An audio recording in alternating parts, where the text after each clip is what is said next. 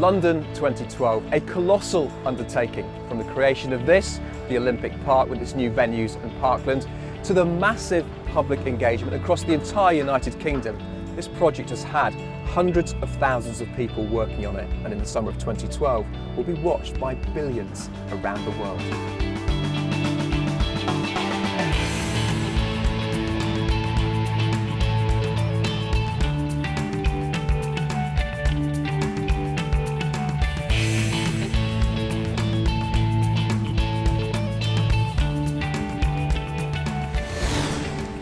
The Olympic and Paralympic Games are by their very nature inspirational, and London 2012 provided an opportunity to not just host an incredible celebration, but to reach higher in every aspect of British life.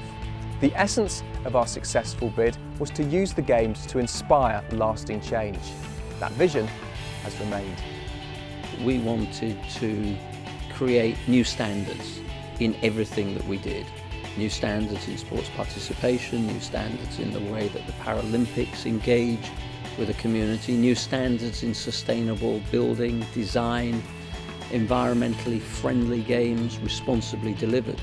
We also, and I think this is for me one of the proudest things we can claim, I think we've also set new standards in health and safety. The idea that we would be celebrating the Olympic and Paralympic Games, that fantastic explosion of human physical and mental effort, and do it without attending to the well-being of the workforce creating the venues, the infrastructure, the facilities, just didn't make sense. So right from the beginning, the vision was to raise the bar in construction generally, to have a programme that we could be proud of in terms of the way we did it, not just in terms of what we did. Health and safety has been the heartbeat of London 2012. Planning the strategy was the first crucial step. If we got health and safety right, it would make the programme more certain, more likely that we would do everything in the way that we wanted to do it. So health and safety enabled this programme to be done properly. As well as delivering the programme to the normal objectives of cost, quality and time, we had set ourselves some overarching objectives that we wanted to achieve through the delivery of the Olympic programme, and those were around things like sustainability, health and safety, equality, inclusion, employment and skills and security. Keeping to time and budget and health and safety were inextricably linked. The better we could do health and safety, the more we could keep to time and budget. But a health and safety strategy is nothing without the right people to take it forward. Strong and inspirational leadership has been indispensable. Right at the start in, I suppose, 2006, we wanted to make it clear to the heads of the contractor organisations and the design companies that we saw it was their accountability to lead in safety. So establishing that leadership from within all of our suppliers and contractors is absolutely essential. The client, the ODA, set some really challenging targets and said, we're going to do things differently here. You know, the construction industry, even though it's one of the best in the world, it's still not good enough, and we're going to make it better. Right the way through the organisation, and it becomes absolutely critical, of course, at foreman level, is sort of saying, I know you're going to do it quicker that way, but you're not going to do it that way because that's going to be a more dangerous way of doing it. And I am prepared, as your boss, as your employer, to say, well, let's do it a little bit more slowly, but let's do it safely. From the initial ideas born from that client direction came a whole sequence of activities. One of them was the Safety, Health and Environment Leadership Team that was on every site, every venue. We tagged things with that health and safety banner. In actual fact, you're just making things better planned, more productive. Continuing to raise the bar, though, could only be achieved through the active engagement of everyone on the team.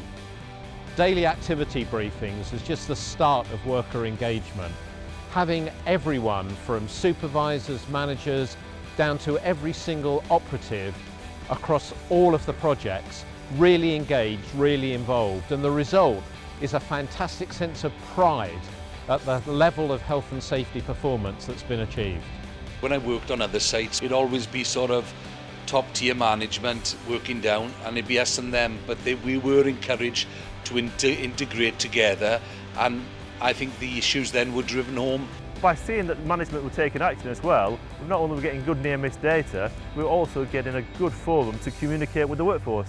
And you know, you don't need me to tell you, engagement's a key part of good health and safety performance. I think the inclusive culture that they developed at the Olympic Park was something pretty unique and undoubtedly a key to their success, because people felt part of something very special. Your part of it meant that every single worker looking at a poster, a leaflet, having a daily activity briefing would be encouraged to think about the contribution they were already making to the safety performance. And Be Proud was an encouragement to keep a handle on that safety performance, not let it go right through to the end of the project. The site newspaper, Park Life, that helped to engage the workers, feature workers actually in the articles, and the main thrust of that was health, safety and the environment and good practice. We always have these areas where the guys go, the workforce, and they have these posters on the wall. After a month, these posters are just blind to them because they're the same old thing. So let's refresh them every month. Let's look at hand issues, let's look at slip, trips and falls, or it's getting into autumn, it's getting dusk, let's do something about working in subdued daylight. The visual standards were really key because it meant that the supervisors knew what their work areas should look like, and people carrying out inspections would use exactly the same pictures in order to check that things were the way that they should be. So there was no misinterpretation about what was expected. That made a huge contribution to the way in which we achieved so many periods without reportable accidents. During the Demolish Dig design phase of the project, it was clear that the engagement of the team was working, as we found out when we went onto the park to speak to people about their jobs.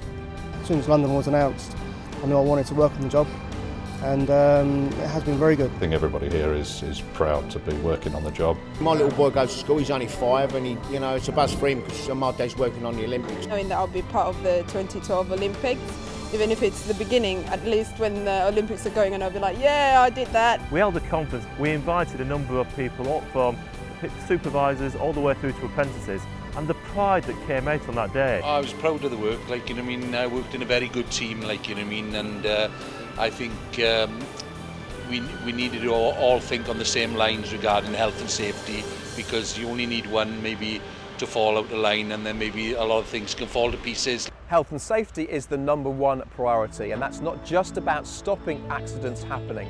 The broader welfare of the workforce has also always been of utmost importance. If you look at the statistics, there are 2/3 more days lost and 2/3 more deaths, at least, from ill health than there are from safety incidents.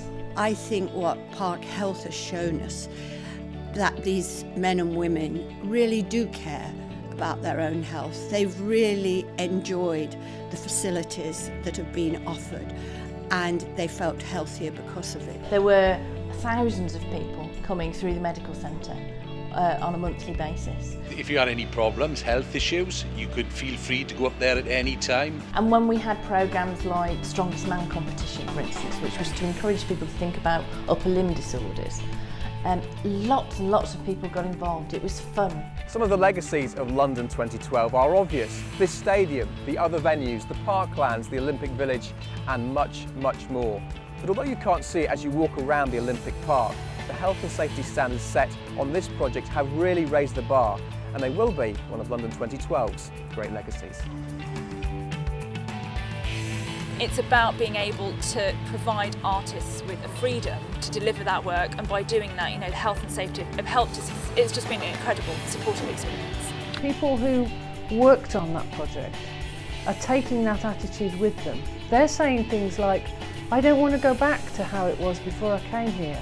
I want to take this to the next job with me. There is no doubt that one of the great legacies from this whole process has been not only the quality of what has been built, but the safety record for other governments to know that this can be done without any serious safety incident is a fantastic legacy for this country.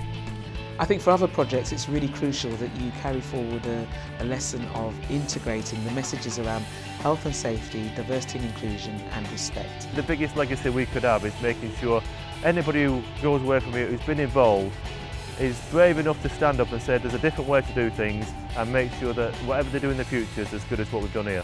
We've had over 46,000 workers on the site who've all worked under these conditions, and we want them to be ambassadors when they go forward and demand the same sorts of conditions and the same sorts of arrangements in the future where they work. With client leadership, with the level of commitment that we got from all of the contractors, the Occupational Health Programme and the prevention of accidents has resulted in a real achievement. Far fewer people hurt, fantastic performance in terms of well-being and health, and the lessons can be learned by every project, not just in the UK but worldwide.